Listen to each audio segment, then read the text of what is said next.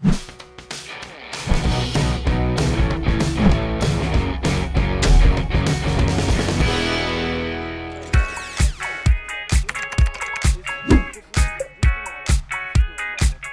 c'est une info et une intox. C'est plutôt intox, hein. Intox. Ça peut être un job d'été pour les étudiants notamment ou pour des personnes même qui travaillent dans d'autres domaines d'activité, mais pas que. Et c'est là où la professionnalisation est importante. J'ai commencé avec un job d'été, donc ça peut susciter l'envie de faire, c'est les premières expériences. Et après, du coup, j'ai réussi à en faire mon métier depuis maintenant plus de 7 voire 8 ans. En périscolaire, c'est toute l'année. Pour moi, c'est un travail 7 jours sur 7, hein, on peut dire.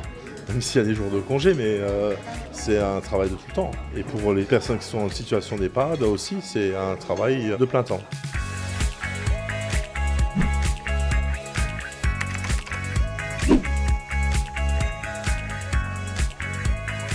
Info et intox. Info, intox. Animateur un jour, animateur toujours, dans le sens où c'est quelque chose qu'on garde en soi en fait. Peu importe son évolution. Aujourd'hui, je suis coordinateur d'un pôle jeunesse, mais j'ai ce besoin quand même d'être sur le terrain, d'animer, d'être au contact du public pour être au plus proche de leurs attentes et de leurs préoccupations pour proposer quelque chose d'adapté.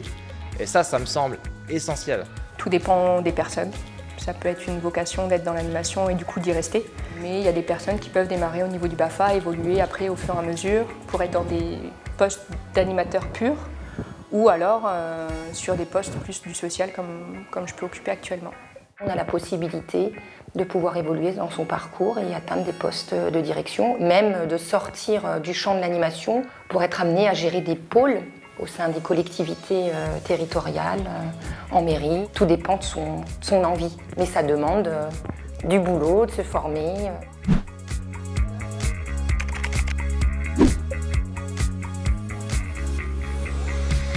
Intox. L'intox. Intox. J'arrive à en vivre n'étant pas à temps plein, dû notamment à mon diplôme professionnel qui me fait passer à un taux supérieur d'animateur soit sans qualification, soit avec un BAFA, afin d'avoir l'équivalent temps plein en heures et en salaire. Il est possible de cumuler un emploi en périscolaire comme chez nous, mais aussi au sein d'autres associations, entreprises ou collectivités. Quand on démarre avec un BAFA, c'est difficile de trouver un job à temps complet dans une structure comme une MJC centre social comme la nôtre ou un périscolaire ou autre. Dès qu'on se professionnalise un petit peu, on peut postuler sur des postes à temps complet en CDI. La plupart, comme dit, des animateurs nature en vivent à temps complet, ils sont à 35 heures par semaine et derrière, après, il y a la rémunération qui suit.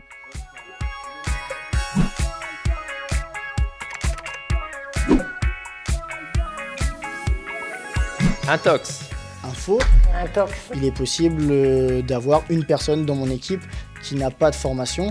Le but n'est pas de la laisser sans formation. Par contre, après, quand elle fait partie de l'association, on l'encourage à s'inscrire ou à nous l'inscrire à des formations dans le but d'être formé. Ça demande quand même beaucoup de responsabilités. Il y a énormément de règles législatives à savoir. Je veux dire, c'est quand même un boulot où on nous confie des personnes.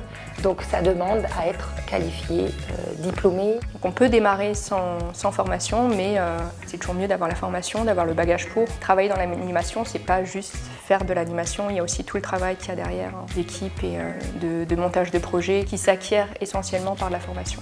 On ne peut pas être animateur comme ça, surtout pas animateur social. Il faut connaître le public, savoir comment réagir face à un public en situation de fragilité. Je pense que ce qui est intéressant, c'est de faire une formation par alternance. Sans qualification, on va pouvoir accéder à un poste d'animateur sur de la LSH ou autre si le directeur respecte ses quotas d'encadrement. Avec un BAFA, c'est possible aussi. Par contre, avec un BAFA, on va être confronté à un moment donné une barrière parce qu'un BAFA, c'est pas un diplôme professionnel.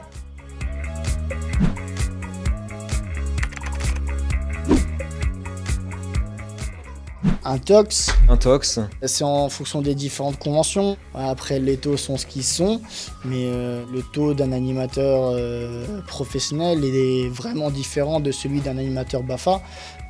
Après, c'est ce qui est normal aussi. Ce qui est important, c'est pas la fiche de paye qui est à la fin, mais c'est la qualité de vie qu'on a au quotidien quand on vient dans une structure, qu'on a le sourire, qu'on est motivé pour la journée. Combien on serait prêt à payer pour avoir cette qualité de vie, pour se dire qu'on va être dehors, qu'on va être avec des enfants, qu'on va pouvoir transmettre des connaissances, arriver à sensibiliser les gens et puis être dans ses convictions tout simplement, être droit dans ses bottes avec ce qu'on dit et avec ce qu'on sensibilise derrière.